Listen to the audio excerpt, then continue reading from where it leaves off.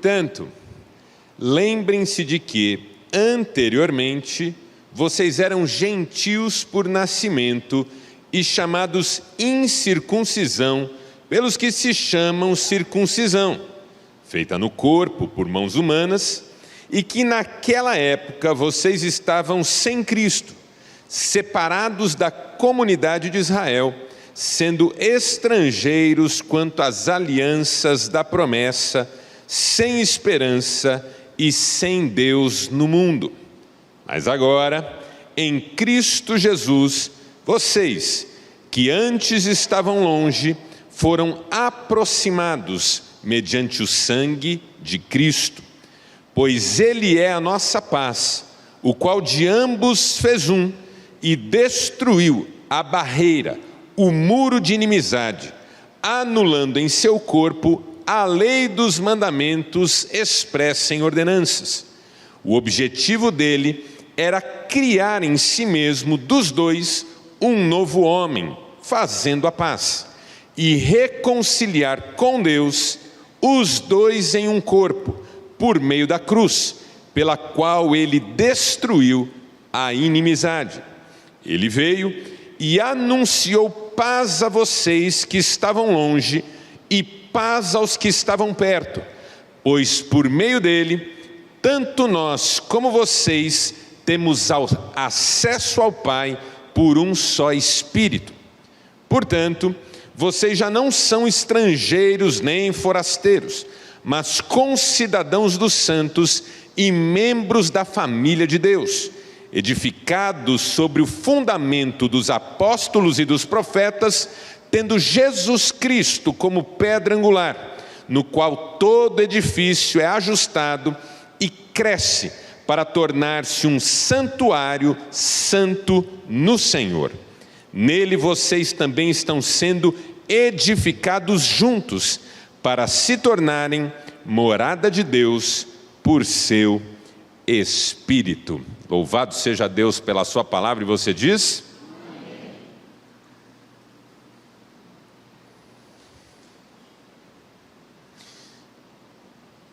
Você já se sentiu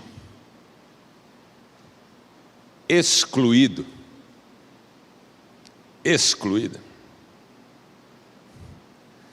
Já se sentiu de fora? Já se sentiu tolhido, tolhida? Incapaz de participar? Sem sentimento de pertencimento? Talvez seja um dos sentimentos mais difíceis de suportar para as emoções humanas, o sentimento de não pertencimento. Quando você não se vê como parte, não se vê como importante, não se vê como amado ou amada.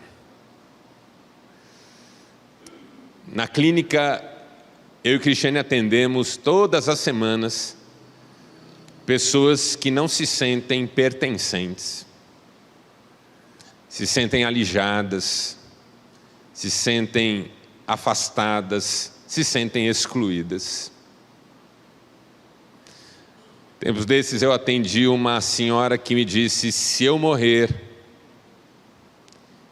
ninguém sentirá minha falta.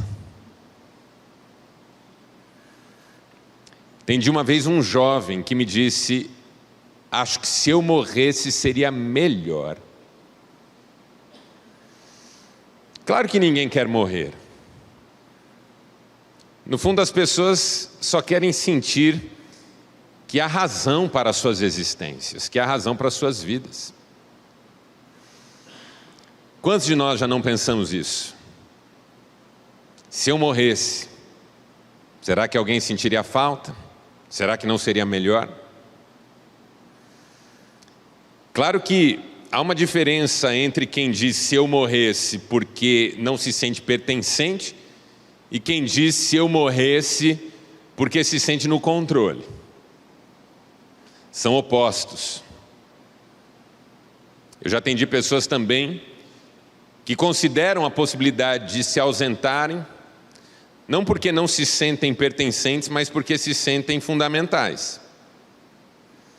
Gente que gosta de se sentir no controle, conhece gente assim? Gente controladora diz assim: se eu morresse, ia virar um problema. Atendi uma senhora uma vez que disse: Marcelo, se eu morrer, minha casa vira um chiqueiro. Meu marido e meus filhos se matam. Me lembro de uma senhora que falou assim: não, porque se eu morrer, eu falei: irmã, se a senhora morrer, todo mundo vive. Você sabe que o marido é o primeiro que vive, né? Vive rápido. 6 meses já está vivendo. As pessoas que não se sentem pertencentes, não é que elas temem morrer, é que elas temem que nem com a morte vão de fato fazer falta e deixar algum tipo de saudade no coração daqueles que ficam. Solidão, isolamento, quem nunca se sentiu assim? Esse é um pavor humano dos mais antigos. Tem a ver com o medo de abandono, com o medo da rejeição. Que bebê não teme que sua mãe, ao se ausentar, não volte? Por isso que o psicanalista francês Jacques Lacan dizia que o desejo do bebê, ainda que inconscientemente falando, é ser a expressão do desejo da mãe, para que a mãe jamais se ausente em definitivo. Porque cedo a criança descobre que a mãe não está 100% para ela. Está ali, mas de repente some. Freud dizia que uma das brincadeiras mais importantes que os pais fazem com seus filhos é uma que ele chamava de Forda, o nome dessa brincadeira em alemão, que é o jogo de esconder e aparecer. Aquela brincadeira que todo pai, toda mãe, todo adulto faz com criança em algum momento. Põe uma fralda na frente do rosto: cadê papai? Achou. Cadê papai? Achou. A coisa bem retardada mesmo. Quanto mais, melhor. E a criança se diverte, dá risada. O que está sendo ensinado para ela? Que o que desaparece, aparece. Não precisa se angustiar. O que some, some por um tempo, mas depois ressurge no cenário. Mas a criança teme. Ela começa a crescer e o pai diz: vá, vá, e ela vai olhando para trás. Não vai embora não. Cadê o papai? Cadê a mamãe? E se de repente a criança sente que o pai sumiu, que a mãe sumiu, entra em desespero. O medo do abandono, medo da rejeição, vira adolescente, começa a participar nos grupos. Qual que é o maior temor de um adolescente? Ficar de fora, não ser incluído, não ser contado entre os demais. Por isso que imita os demais. Por isso que quer estar onde todo mundo está. E aí a mãe, o pai, no alto de sua sabedoria, quando a criança diz assim: todo mundo vai, diz o que minha mãe também dizia: você não é todo mundo. Deixa eu dizer algo para você. Isso não acalma o seu filho, faz ele entrar em desespero, porque ele quer ser todo mundo. Ele quer ser igual a todo mundo, ele não quer ser o diferente, porque o diferente sofre. O diferente é chacoteado. O diferente sofre bullying. Ah, como eu queria que essa palavra já existisse na minha época de criança. Bullying. A gente só sofria, só não tinha nome. Sofria, apanhava, era xingado. Agora tem nome, não pode. Pavor de um adolescente é não fazer parte, se sentir de fora, o estranho, o diferente. Aí vai crescendo, esse medo continua, mas de forma mais sutil. O medo de ficar de fora do mercado de trabalho, o medo de ficar de fora das experiências relacionais mais profundas. Até que de repente a gente começa a ter medo de morrer sozinho, de não ter com quem contar, enfim. Quem nunca se sentiu de fora? Quem nunca se sentiu excluído?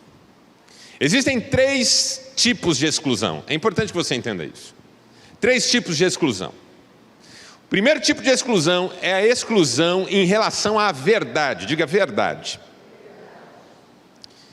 Que é quando você está de fora no que se refere a um saber, a um fato, a uma verdade.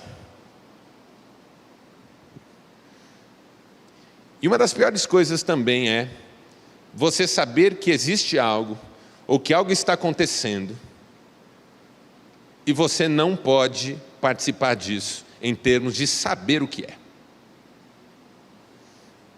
Cristiane, há muito tempo, deu uma aula sobre o psiquismo infantil e citou uma psicoterapeuta argentina chamada Laura Gutman, que disse que o não dito é a raiz da loucura.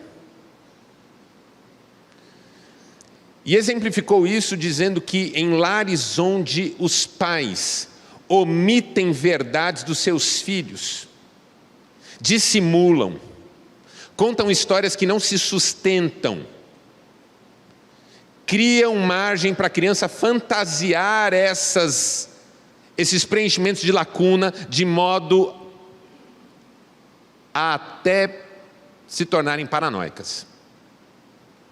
Porque aquilo que não é ensinado, não é dito, não é expressado, permite à criança criar do seu próprio jeito, a sua própria maneira. Então eu vou dar um exemplo de uma coisa que eu vivi uma vez atendendo uma pessoa. Atendi um homem muito inteligente, muito inteligente, muito inteligente. Professor universitário, super bem sucedido, uma formação incrível, super pós-graduado. Mas ele tinha um vício em álcool que era uma coisa terrível. Levava-o ao esgoto da vida. Foi muitas vezes pego, foi muitas vezes apanhado pela esposa, literalmente na sarjeta. E ele queria livrar-se desse vício, submeteu-se a inúmeros tratamentos, mas sem sucesso, até que veio para eu atendê-lo. E eu fiz o meu trabalho de tentar entender a história daquele sujeito, de tentar entender a vida dele, as escolhas dele. Mas nada do que ele me contava, nada do que eu perguntava, nada do que vinha à tona, explicava por que aquele homem tinha aquele drama, vivia naquela condição, naquele buraco. Um dia eu atendi a esposa dele. E falei, olha, eu estou aqui atendendo seu marido, mas não estou encontrando uma causa para essa angústia, para esse sintoma. Aconteceu alguma coisa na vida dele que ele não esteja me contando? Ela falou, olha, eu não sei. Que eu saiba, não tem nada. Falei, a mãe dele é viva? Ela falou, é. Eu falei, então eu vou te pedir um favor, uma gentileza. Entre em contato com a mãe dele e diga para ela que o analista de vocês pediu para você perguntar para ela se aconteceu algo no nascimento dele, se há algo sobre o nascimento dele que ele não sabe, mas que ela sabe e que poderia de repente me ajudar a lidar com ele. Ela falou, mas será? A mãe dele nunca falou nada. Eu falei, pergunte. Passou uma semana, ela voltou chocada. Falou, Marcelo do céu. Eu disse, o que foi? Conversei com a mãe dele. E aí? E aí que ele é adotado. E não sabe. Nunca disseram. Nunca falaram nada. Nunca o informaram. Aí descortinou toda a questão que eu vinha tentando encontrar. Cresceu num lar onde havia algo sobre ele que ninguém dizia. Algo sobre ele que era silenciado. Algo sobre ele que era dissimulado. Havia uma angústia no coração dele que ele não sabia de onde vinha, ele não sabia o que era, não sabia como resolver. Então, quando ele encontrou a bebida, aquilo fez sentido para ele, porque preenchia uma lacuna que ele não conseguia preencher de outro modo. E como foi terrível trazer isso à tona, ressignificar isso na vida dele e ajudá-lo a sair daquela situação. Que processo difícil. Por isso que nós dizemos que é importante tratar sempre com a verdade. Freud falava do amor às verdades. A Bíblia diz que a verdade liberta. Mas eu vou dizer tudo para o meu filho? Na linguagem dele, dentro da capacidade dele de entender, dentro da necessidade dele. Você não vai discutir economia com seu filho, de 4 anos. Mas você vai ser sempre um pai verdadeiro, uma mãe verdadeira. Crianças que cresceram em lares onde havia traições, onde havia mentiras, dissimulações. A criança percebe. Quem são os meus pacientes na clínica psicanalítica hoje? São pessoas cujos traumas da infância ainda interferem no modo como elas administram suas existências agora. Ninguém sofre porque teve um vizinho encardido. Ninguém sofre porque um dia apanhou de um menino na escola. A gente sofre por causa do que aconteceu dentro da nossa casa. Essa é que é a grande verdade. Por isso a Bíblia reforça tanto a importância da família. O papel do pai, o papel da mãe. Porque é o que define o caráter de uma criança. Ensina a criança no caminho que deve andar e mesmo quando for velha, não se desviará dele. A verdade sobre o quanto seu filho é amado, a verdade sobre Deus na vida dele, a verdade sobre vocês.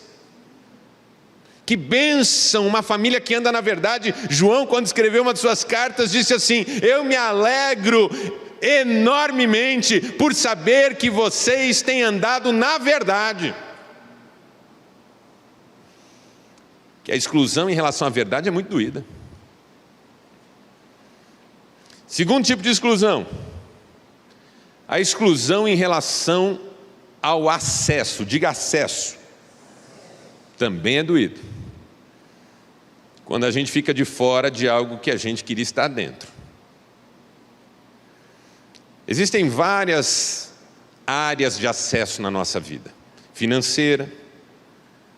Quem que não quer acessar um patamar financeiro melhor? Quem que não quer acessar determinados bens de consumo? Quem que não quer acessar determinados lugares de turismo, de descanso? Quem não tem vontade de passar umas férias em Paris, em Roma, em Dubai, em Garça, em Manduri? Quem que não tem vontade de ficar hospedado num bom hotel quando em viagem? Quem que não quer ter plano de saúde? Quem que não quer poder ficar internado num hospital bom quando lutando contra uma enfermidade? De preferência sozinho num quarto. Não com mais 40 pessoas, cada uma com uma doença diferente, todas tossindo à noite. Quem que não quer ter acesso a determinados espaços de convívio? Por isso, determinadas religiões de segredo são tão interessantes para o ser humano. eu tenho que entrar, eu quero fazer parte, quero ter acesso. Ninguém gosta de ficar de fora, não. Ficar de fora é uma vergonha, além de tudo. Parece que a gente não é bem sucedido o suficiente. Por isso que eu falo numa palestra que eu dou há muitos anos, baseado até num livro do pastor Ronaldo Lidório, a respeito de integridade e liderança, em que ele defende que nós somos naturalmente seres construtores de máscaras. Usamos 3 tipos de máscara. A máscara de longe, que é para enganar quem não conhece a gente. A máscara de perto, que é para enganar quem conhece a gente. E a máscara de dentro, que é para enganar a gente mesmo. E aí ele fala de como a gente usa essa máscara de longe, para enganar quem não conhece a gente. Irmão, não tem crente que não tenha usado essa máscara em algum momento. Eu já usei. Era recém-casado com Cristiane. O nosso sofá já era um sofá mais velhinho. Estava com tecido já bem judiadinho. Ela falou assim para mim: amor, queria tanto trocar o sofá. Só que eu ainda estava no seminário. Eu não sei se você sabe, seminarista é um dos degraus mais baixos na escala da pobreza. Você tem pobre, miserável, seminarista. O pastor Guto sabe bem o que é isso. Um dia eu estava lá andando em Londrina, no seminário. Um mendigo falou assim para mim: rapaz, você não tem um dinheiro? Eu falei: não tenho. Ele falou: o que você faz? Eu falei: sou seminarista. Ele falou: pega no chapéu. E eu peguei. Agradeci e tal.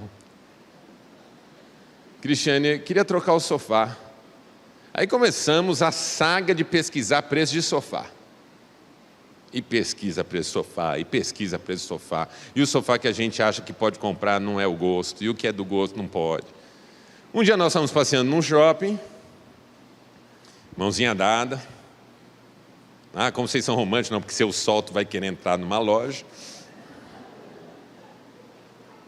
Eu falei para ela: ó, tem uma loja de imóveis ali, vamos ver sofá? Ela falou: amor, mas loja de shopping é cara. Eu falei: mas ver não paga nada. Ela falou: eu não quero. Eu falei: não, vamos, e insisti. Entramos,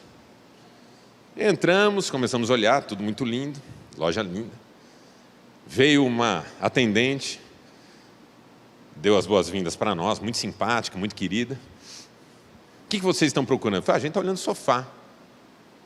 Vocês estão com sorte, ela disse. Estamos com promoção do sofá. Eu falei: é mesmo? Que coisa boa. Coisa de Deus. Eu vi um lá que estava lindo, lindo. Era a cor que a gente gostou, era do jeito que a gente precisava. Eu sentei, o sofá me abraçou, coisa linda. Eu falei: eu gostei desse aqui. Ela falou: tá com sorte mesmo, hein? Esse tá com desconto de 50%. Eu falei: é mesmo? Ela falou: é. Estamos liquidando o nosso estoque, 50% de desconto nesse sofá. Eu falei: quanto está saindo? Ela falou: de R$18 mil por R$9 mil. Imediatamente eu pus a máscara de longe. Levantei do sofá, olhei e perguntei: só tem essa cor? Ela falou: só, porque como é o estoque, a promoção é o que está aqui na loja. E quanto sai à vista? Ela falou: não, esse é o preço à vista, não tem mais desconto. Eu posso fazer no máximo em 3 vezes. Eu com a máscara de longe aqui. Falei: então tá bom, eu vou dar mais uma volta. Qualquer coisa eu volto. Nunca mais voltei. O certo era eu ter dito: filha, eu sou pobre. Se eu pudesse pagar 9 mil no sofá, eu trocava o carro. Mas dá uma vergonha, não dá? Não, é igual quando você liga no call center de uma empresa, não é atendido, de repente você fala assim: pois a partir de agora você vai falar com o meu advogado. Você não tem advogado. Não pode pagar um. Para resolver um problema de R$30. É a máscara de longe. Porque é muito doído não ter acesso. É muito doído ficar de fora, sobretudo daquilo que eu vejo na mão do outro. Uma coisa é você não ter algo que você não vê, outra coisa é não ter algo que você vê na mão do outro. Imagina não ter algo que você vê na mão do outro. Imagina não ter algo que você vê na mão do seu cunhado. É um pesadelo. Não. Dói não ter acesso. Mas há um terceiro tipo de exclusão. É a exclusão em relação à potência. Diga potência. Porque uma coisa é você não saber, outra coisa é você não acessar, e outra coisa ainda é você não ser capaz. Porque você pode de repente saber algo, ter acesso a isso, e ainda assim não desfrutar disso em plenitude, porque há algo em você que não permite. Já conheceu gente que ficou rica, mas continua cheia de complexos de inferioridade? Já conheceu gente que acessou esperando ter uma felicidade em acessar e essa felicidade não vem? Falta potência, o ser capaz de desfrutar, o ser capaz de se sentir bem. Você sempre quis fazer parte de uma família, aí de repente você cria a sua família e não se sente bem nela. E sabota a sua casa, sabota os relacionamentos, põe tudo a perder. Há algo em você, dentro de você que te atrapalha.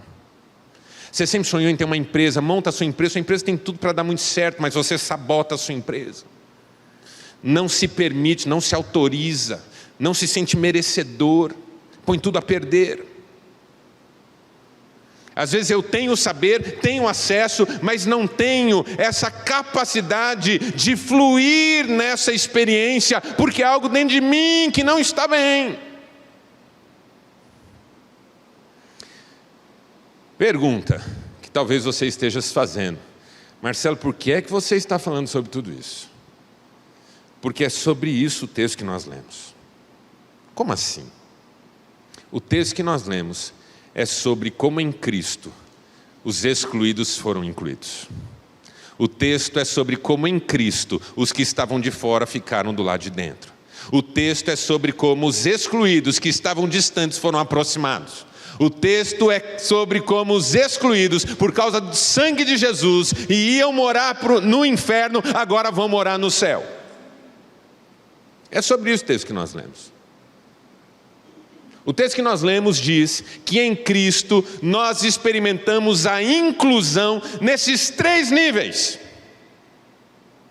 Primeiro, em Cristo nós somos incluídos na esfera da verdade. Diga de novo, verdade. Em Cristo eu e você conhecemos a verdade. Em Cristo eu e você descobrimos algo que estava outrora oculto da maioria das pessoas. Em Cristo a revelação de Deus veio a nós. Em Cristo a boa notícia de que Deus ama, de que Deus está disposto a perdoar, de que Deus tem um lugar preparado para aqueles que creem nele, nos veio e nos tomou por inteiro. Veja, verso 11. Lembrem-se que anteriormente vocês eram gentios, por nascimento e chamados incircuncisão. Verso de número 12, naquela época vocês estavam sem Cristo, separados da comunidade de Israel, sendo estrangeiros quanto às alianças da promessa, sem esperança e sem Deus no mundo. Quando Paulo diz, vocês eram gentios, e estavam alijados das verdades e das promessas da aliança, ele não está dizendo vocês não tinham acesso, ele está dizendo vocês nada sabiam sobre isso. Vocês nada sabiam sobre isso. Deus estava fazendo promessas, Deus estava ensinando um povo, Deus estava fazendo milagres, e vocês, gentios, nada sabiam sobre isso. Os efésios eram habitantes de uma cidade que fazia parte do Império Romano, mas que tinha cultura grega. Você sabe que um dos impérios que governaram boa parte do mundo antigo, do mundo conhecido na antiguidade, foi o Império Persa. Dos imperadores que se auto-intitulavam Darius, Houve o Dario I, Dario II, Dario III e outros também com outros nomes. Na época de Dario III, surgiu na Macedônia um príncipe chamado Alexandre, que era filho de um rei macedônio, que morreu e transmitiu o trono da Macedônia para Alexandre. Alexandre era um jovem inteligentíssimo, culto, conhecia vários idiomas e ao mesmo tempo um guerreiro poderoso, coisa rara. Gente de intelecto e ação ao mesmo tempo. Gente de capacidade mental e de capacidade de luta ao mesmo tempo. E Alexandre então começou a inspirar os macedônios no sentido de se libertarem do Império Persa. E Alexandre começou a empreender algumas batalhas contra os persas, e incrivelmente começou a ganhar essas batalhas, mesmo em desvantagem numérica. Uma das batalhas que Alexandre venceu contra a Pérsia, se deu num contexto em que Alexandre tinha 30 mil soldados e a Pérsia tinha 100 mil soldados. E Alexandre e seu exército venceram. E finalmente Alexandre dominou todo o mundo conhecido da época. E à medida em que Alexandre ia conquistando as cidades, os reinos, as províncias, as satrapias, que você inclusive lê na Bíblia, no livro de Daniel,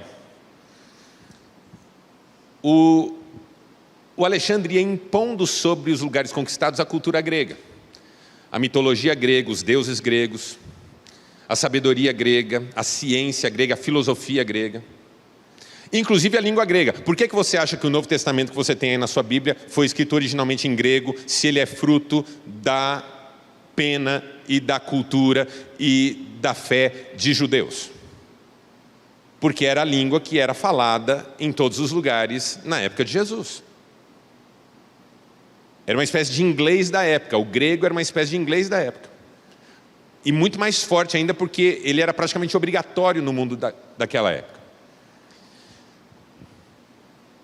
Então ser grego naquele mundo era primeiro uma glória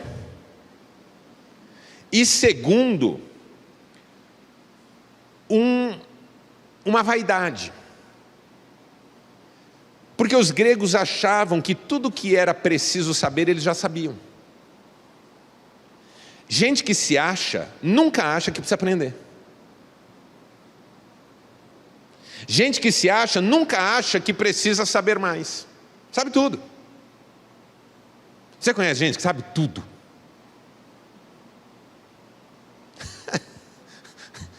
As mulheres.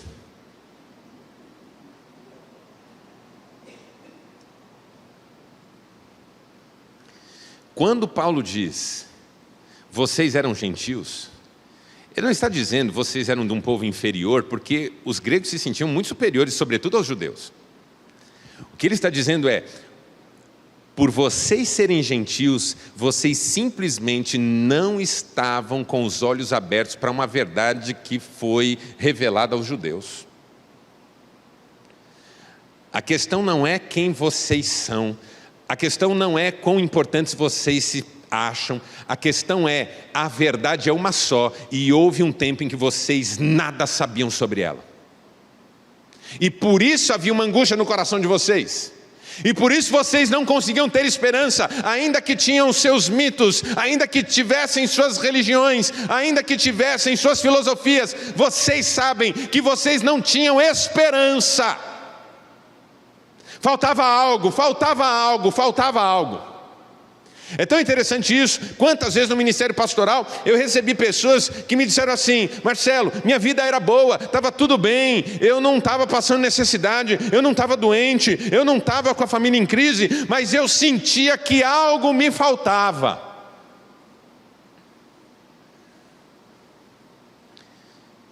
E eu descobri que era Cristo.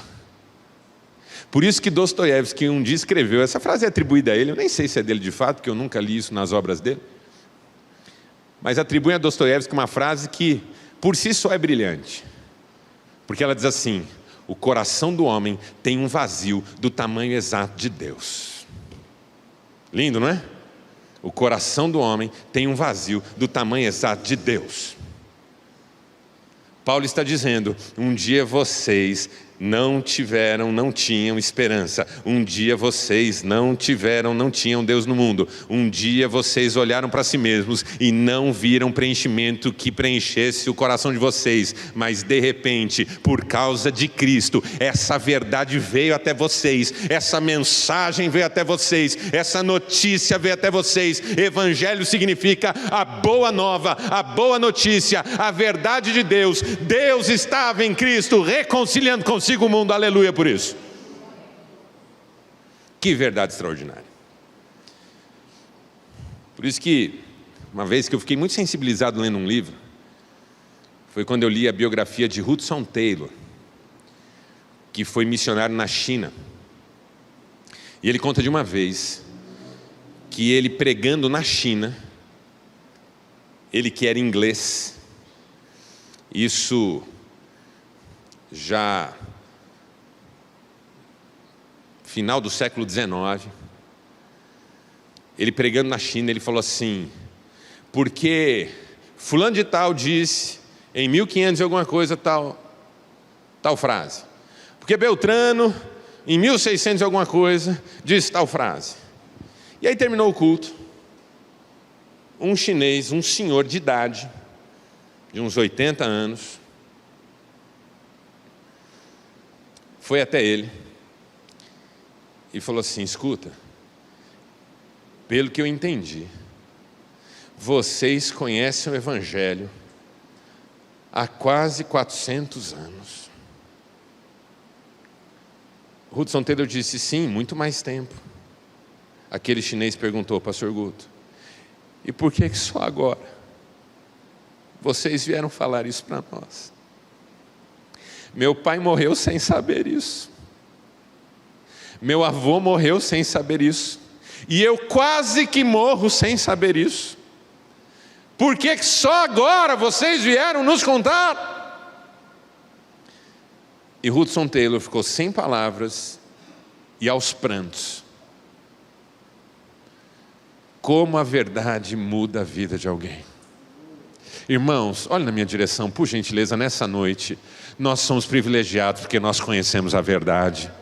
Nós temos acesso à verdade. Há um Deus no céu. Ele visitou a terra na pessoa maravilhosa de Jesus Cristo. Andou entre nós, fez milagres, morreu na cruz, ressuscitou ao terceiro dia e ascendeu ao céu, onde Ele está sentado à destra de Deus Pai e está preparando o nosso lugar. Um dia nós não estaremos mais aqui, mas estaremos com Ele para todo sempre. Que verdade poderosa. O coração agora tem esperança. A angústia se foi. Acesso à verdade. Não somos mais excluídos da verdade, estamos incluídos na verdade. Segundo acesso, ou segunda inclusão, é a inclusão no que se refere aos acessos. E Paulo trabalha isso de forma muito linda nesse texto, porque ele diz assim, verso 13: agora em Cristo Jesus, vocês que estavam longe foram aproximados. Olha que coisa linda, vocês estavam longe, foram aproximados. Verso 14: Ele é a nossa paz, o qual de ambos os povos fez um, destruiu a barreira, o muro. Se tem uma metáfora de falta de acesso na vida, é a ideia de muro, de barreira. Você quer entrar num lugar, mas tem uma barreira, tem um muro, tem uma cancela, tem uma guarita. Muros são símbolos de que não é todo lugar que é acessível para todo mundo. Estou dizendo que está errado, que está certo, só estou dizendo que são símbolos de que nem todo lugar é acessível a todo mundo. As nossas casas têm portas, tem muros. Alguém disse recentemente que o muro é uma prova que vizinho é coisa do mal. Projeto vizinho é um negócio que não deu certo, por isso que muros existem. Muros significam não é todo lugar que você entra. Paulo está dizendo, Cristo destruiu os muros, destruiu as barreiras. Verso 15, anulando em seu corpo a lei dos mandamentos expressa em ordenanças, e o objetivo dele era criar em si mesmo, dos dois, um novo homem, fazendo a paz, reconciliar com Deus os dois em um só corpo. Ele veio, verso 17, e anunciou paz a vocês que estavam longe, paz aos que estavam perto, pois por meio dele, tanto nós como vocês, temos, diga, acesso ao Pai por um só Espírito, aleluia. Deixa eu dizer algo para você que eu acho extraordinário na fé. Quando Israel adorava a Deus, um dos focos dessa experiência de adoração era o templo. E o templo tinha o pátio, tinha um lugar santo e tinha um lugar chamado Santo dos Santos. No pátio as pessoas podiam entrar, nem todas, mas a maioria. Havia também diferença entre homens e mulheres. No lugar santo só os sacerdotes podiam entrar. No Santo dos Santos, só o sumo sacerdote podia entrar uma vez por ano e com uma corda amarrada na cintura, além de sinos pendurados nas vestes, porque se ele morresse por alguma questão espiritual e de pecado dentro do Santo dos Santos, ninguém podia entrar lá para retirar o corpo tinha que ser puxado. Forte, não é? Quando Cristo morreu na cruz, glória a Deus por isso, o véu que separava o Santo dos Santos do lugar santo foi rasgado do alto até embaixo. O que é em si um milagre já, porque se você vai rasgar uma cortina, você pega por baixo e rasga. Mas o rasgo começou em cima, porque era um movimento de Deus em relação aos homens. O véu se rasgou. E hoje, toda vez, se você e eu entendêssemos isso na sua profundidade, toda vez que nós oramos, nós somos recebidos no Santo dos Santos. Hoje, quando você se coloca na presença de Deus em oração, há um lugar espiritual que você ocupa, é o Santo dos Santos. É ali que você fala com o Pai, diante do trono, por causa de Cristo. Isaías, quando se viu na sala do trono, como o pastor Guto disse, entendeu que morreria porque era um pecador. Se o sacerdote, o sumo sacerdote não pode entrar em pecado porque morre, eu que sou pecador, estou aqui, vou morrer. E não tem corda para ninguém me puxar. Hoje eu e você, mesmo pecadores que somos bem-vindos no Santo dos Santos. Você pode não entrar no melhor hotel do mundo, você pode não entrar no melhor restaurante da cidade, você pode não entrar em alguns círculos muito restritos, mas na sala do trono de Deus, você entra e ali você é bem-vindo, bem-vinda, porque Deus recebe você na sua presença. E pode aplaudir ao Senhor, porque isso é bênção na nossa vida.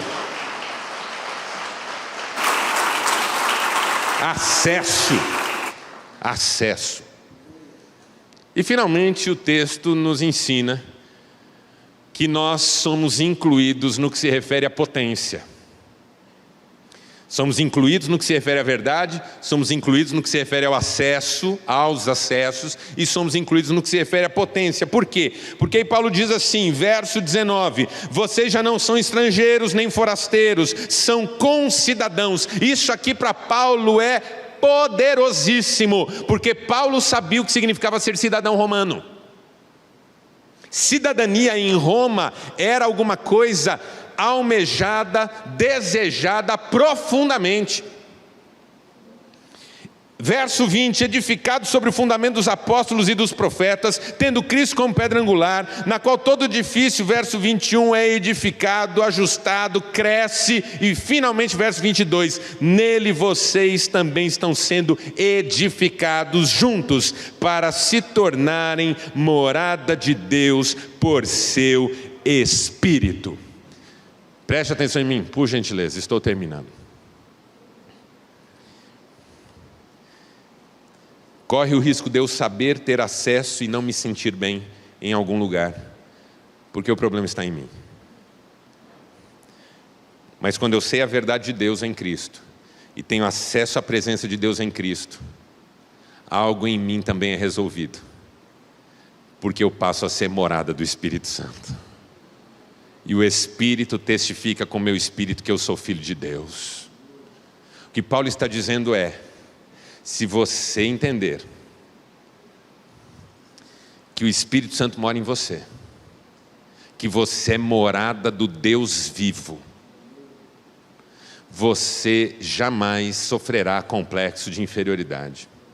Você jamais se sentirá deslocado nessa vida. Você nunca mais terá medo do abandono e da rejeição, porque o Espírito Santo está em você. O Espírito Santo habita em você, o Espírito Santo cuida de você, o Espírito Santo é o selo da promessa na sua vida, ele é o penhor do seu resgate no último dia.